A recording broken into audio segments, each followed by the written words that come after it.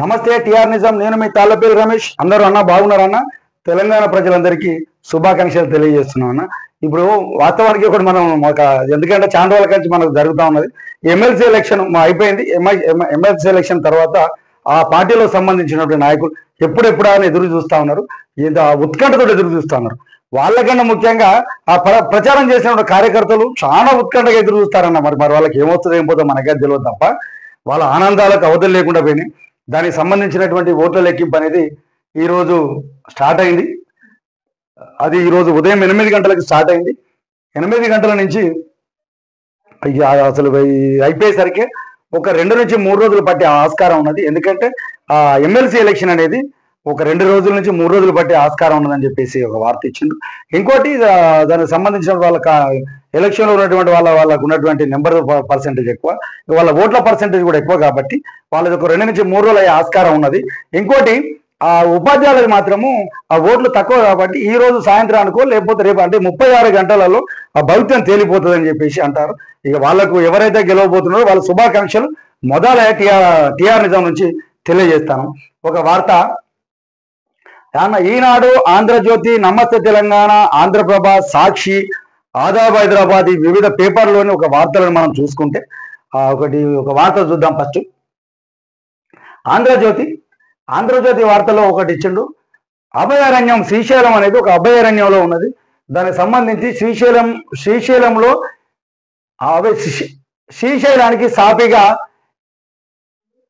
Elevated corridor కు కేంద్రం అనుమతి, 7,700 కోట్ల అంచనా వ్యయం, బ్రాహ్మణపల్లి నుంచి దోమలపేట వరకు 30 అడుగుల ఎత్తులో 62 కిలోమీటర్ నిర్మాణం పూర్తయితే 24 గంటల్లో రోడ్డుపై వాహనాల రాకపోకలకు అనుమతి ఉంటుంది. ఎందుకంటే అక్కడ పోయిన తర్వాత ఆ దోమలపేటకి ఇలా దాటిన తర్వాత 9 దాటి 10 దాటిన సందర్భంలో ఆపేయడం వల్ల రాకపోకలకు ఇబ్బంది అవుతుంటది. అలాంటిది ఇది నిర్మించడం స్టార్ట్ అయితే 24 గంటల్లో రాకపోకలు వస్తాయని చెప్పేసి అంటారు. కేంద్రం ఇది తీసుకోవడం అనేది శుభ పరిమాణం. దీనికి సంబంధించినటువంటి ఆలోచన చేసిన కేంద్ర ప్రభుత్వానికి టిఆర్ నిజం నుంచి శుభాకాంక్షలు తెలియజేయడానికి మేము సిద్ధంగా ఉన్నాం. శుభాకాంక్షలు తెలియజేస్తున్నాం. ఇంకోటి ఇక అన్ని పేపర్లలో ఒక వార్త ఉంది. కేసీఆర్ సంతకం మాయా పాశం అయిపోయింది అని చెప్పేసి మన కేసీఆర్ మన ముఖ్యమంత్రి గారు ఒకటి చేసిండు. నిన్న అక్కడ ఎవరైతే ఎస్ఎల్బిసి టెన్నోలో ఇరుక్కున్నటువంటి వర్కుల కాడికి మన ముఖ్యమంత్రి గారు కూడా నేను అక్కడికి వెళ్ళి అక్కడ ఏం జరుగుతుందని చెప్పేసి సందర్శన చేసిండు. వాళ్ళకు కుటుంబాలకు అన్ని విధాలుగా ఉంటాము, చర్యలు మేము తీసుకుంటున్నాము, వీలైతే రోబోలతో సహాయం కూడా తీసుకొని అక్కడ సంబంధించిన సహాయక చర్యలను ఏర్పాటు చేస్తామని చెప్పేసి అంటారు. ఈ వార్త మాత్రం కంపల్సరీగా వినాల్సిన సందర్భం ఈ జనాల పైన ఉన్నది. చూద్దాం. ఎందుకంటే ఆయన ఒక మాట చెప్పిండు. ఏంటంటే కేటీఆర్ కు అహంకారం, కిషన్ రెడ్డికి కుళ్ళు. కేసీఆర్కి ఏమో అహంకారం పెరిగింది, కిషన్ రెడ్డికి ఏమో కుళ్ళు పెరిగింది. ఎందుకంటే నేను ఆయన కంటే జూనియర్, మన కిషన్ రెడ్డి కంటే జూనియర్ను కాబట్టి ఆయనకు నా మీద నేను ముఖ్యమంత్రి పొజిషన్ ఉండడానికి ఓర్చుకోలేకపోతాను. ఆయన మీద కుళ్ళు పెరిగింది. ఈయనకేమో కేసీఆర్కి ఏమో అహంకారం పెరిగింది అని చెప్పేసి ఒక వార్త ఇచ్చిండు. ఒకటి చూడాలి, ఇక్కడ ఒక వార్త కోసం ఏమిచ్చిండో ఒకసారి చదువుకుందామన్నా. ఎందుకంటే ఆయన కన్నా జూనియర్ గా ఉన్న నేను ఎదిగానని అసూయ ఎవరికట? కిషన్ రెడ్డికి మన రేవంత్ రెడ్డి పైన ఉన్నదట. మరి ఉన్నదా లేదనేది మనకు తెలియాలి, వాళ్ళకి తెలియాలి. మనకైతే తెలియదు, వాళ్ళకే తెలుస్తుంది మరి ఏం మాట్లాడుకుంటారు అనేది. ఇంకోటి, రాష్ట్రానికి మంచి చేయాలని మోదీకి ఉన్న కిషన్ రెడ్డి సైంధవ్లా అడ్డుపడుతున్నాడు. ఏమైనా వస్తే తన ఖాతాలో వేసుకుంటున్నాడు, రాకపోతే రేవంత్ ఏం చేయలేకపోతున్నాడు. ఎయిర్పోర్ట్ తెచ్చింది ఆయనే. అయితే మూసి RRR మెట్రోలకు అడ్డుకున్నది ఎవరు? కేంద్రం వద్ద ఈడీ, సిబిఐ ఉన్నాయని ఎంతకాలం బెదిరిస్తారు? చావు ఒక్కసారి వస్తుంది. ఆ పెట్టిన సంతకం రాష్ట్రానికి కేసీఆర్ పెట్టిన సంతకం రాష్ట్రానికి యమపాశం అయిపోయింది.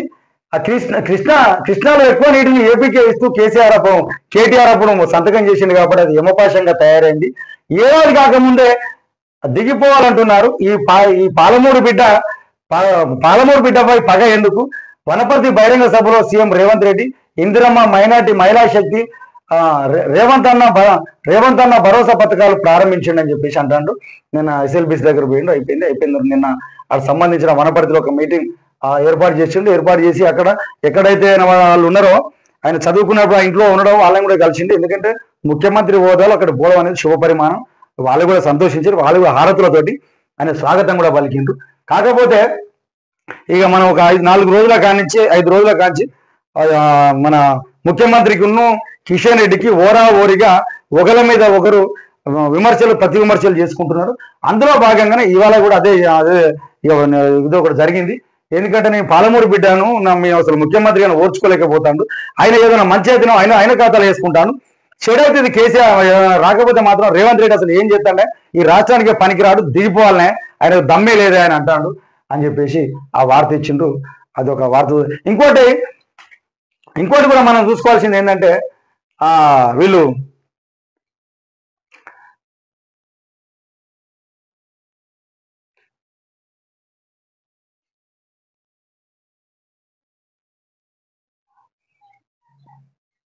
అయితే ఇది ఒకటి కృష్ణా జలాలు ఎక్కువ ఏపీకి పోతున్నాయంటే అప్పుడు ఉన్నటువంటి ముఖ్యమంత్రిగా కేసీఆర్ మాత్రం సంతకం పెడుతున్నది ఎక్కువ మొత్తంలో పోతుంది.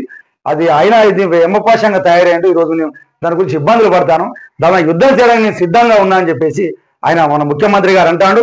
ఈరోజు అసలు వార్త ఏమిచ్చారో చూద్దాం. మహబూబ్నగర్ లో ముఖ్యమంత్రి రేవంత్ రెడ్డి కేంద్ర మంత్రి కిషన్ రెడ్డిపై మరోసారి విమర్శలతో విరుచుకుపడ్డాడు.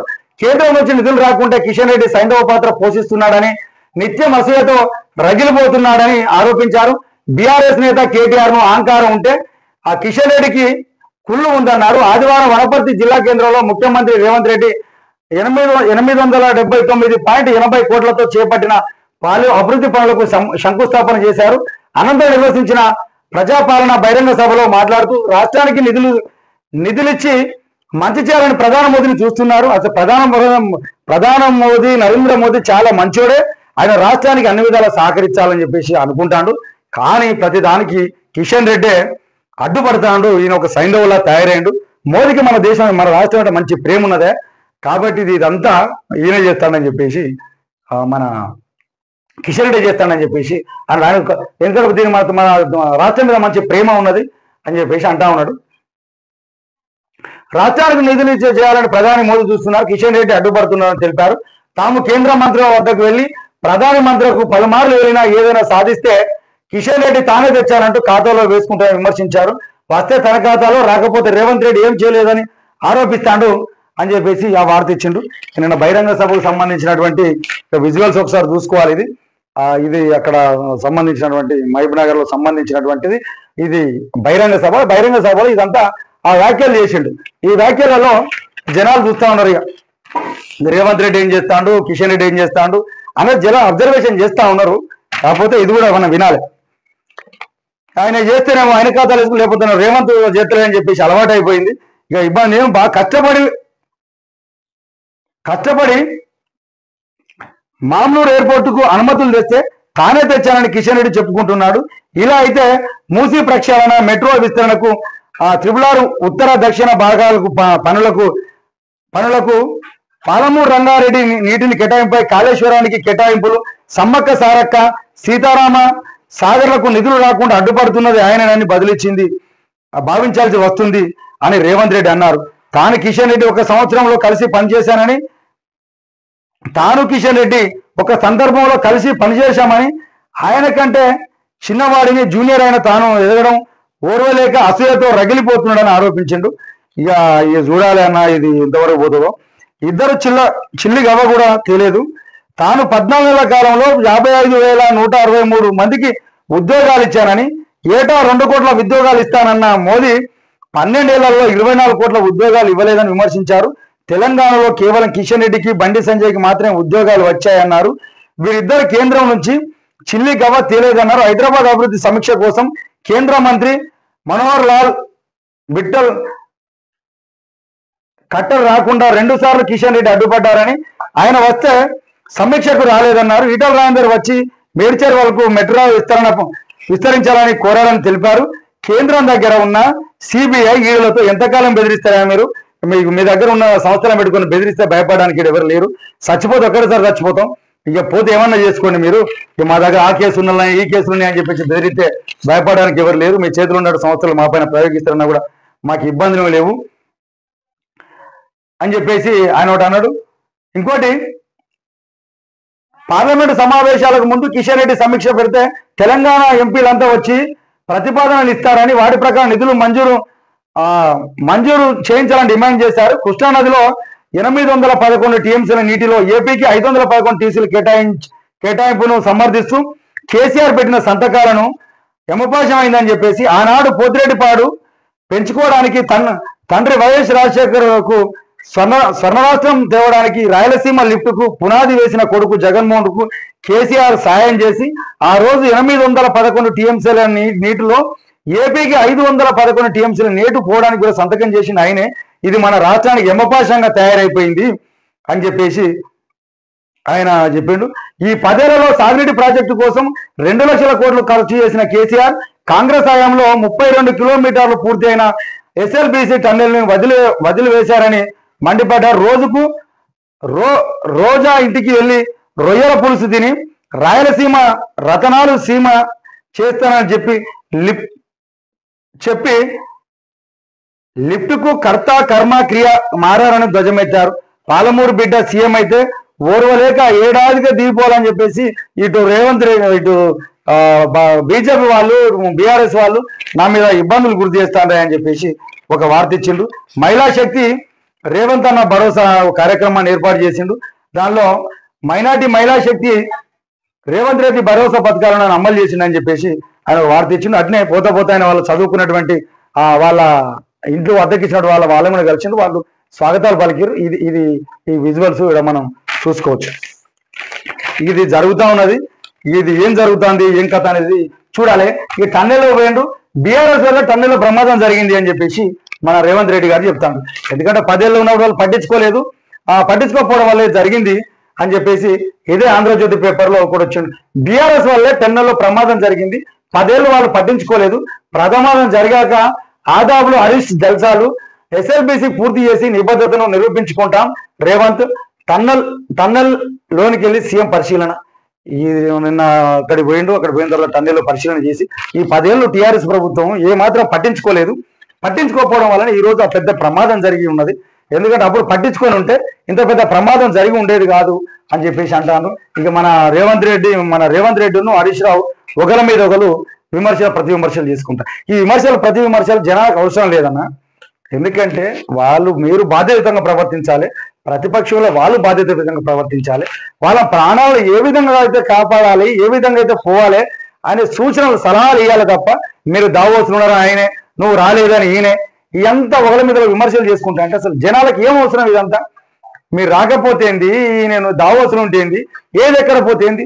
కాకపోతే అక్కడ చాకచర్యలు జరుగుతానయా లేదా, అక్కడ న్యాయం జరుగుతుందా అని చెప్పేసి చూడాల్సిన బాధ్యత ఇద్దరి పైన ఉంటుంది. అధికార పక్షం పైన మీ పైన ఉన్నది, ప్రతిపక్షం పైన ఆయన పైన ఉన్నది. కాకపోతే ఇది మీ ఇంట్రెస్ట్ కోసం ఏదో మేము జనాలకు పాపులర్ కావాలని చెప్పేసి బీఆర్ఎస్ అని చెప్పేసి జనాలు అనుకుంటా ఉన్నారు. ఇది ఎక్కడ పోయినా కూడా అక్కడ ఉన్నటువంటి న్యాయం జరుగుతుందా జరుగుతలేదా అనేది క్షేత్రస్థాయిలో పరిశీలన చేసిన తర్వాత ఇవన్నీ మేము మాట్లాడితే అన్ని విధాలుగా బాగుంటది.